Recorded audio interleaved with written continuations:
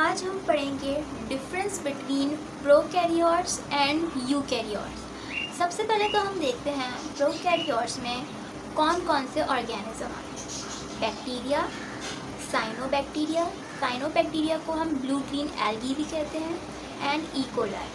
और यूकैरियोट्स में कौन कौन से, animal and plants.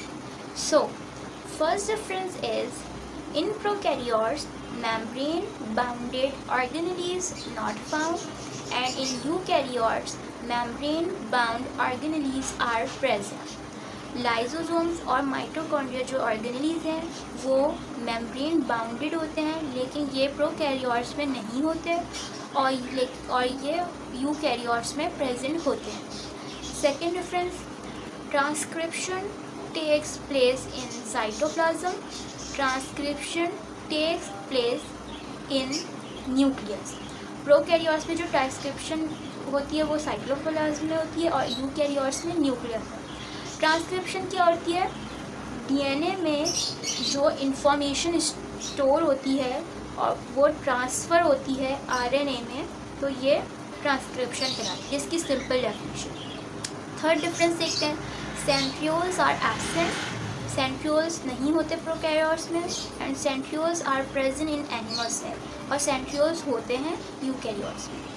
Fourth difference is no definite nucleus, मतलब no membrane enclosed nucleus, and in eukaryotes definite nucleus is present enclosed in nuclear membrane, मतलब nucleus prokaryotes में नहीं होता और न्यूक्लियर मेम्ब्रेन यूकैरियोट्स में होती है।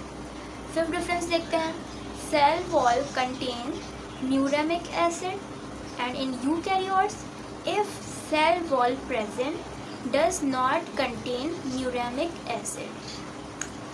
Sixth difference is endoplasmic reticulum, जिसको हम शॉर्ट फॉर्म में ER कहते हैं, is not present. Endoplasmic reticulum present नहीं होता प्रोकैरियोट्स में, and endoplasmic reticulum is present in eukaryotes.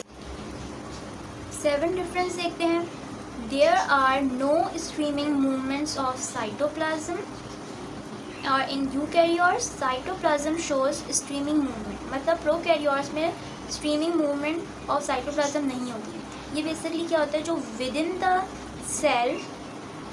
The cell जो साइटोप्लाज्म की मूवमेंट होती है वो प्रोकैरियोट्स में नहीं होती, और इसमें क्या है, जो साइटोप्लाज्म के अंदर जो उसकी मूवमेंट जो होती है वो यूकैरियोट्स में होती है, ताकि जो न्यूट्रिएंट्स जो हैं वो सेल को प्रोवाइड हो सके। ठीक है, इसको हम streaming of movement of cytoplasm को हम साइक्लोसिस भी कहते हैं। तो ये थी आज की प्रोकैरियोट्स और यूकैरियोट्स के डिफरेंसेस।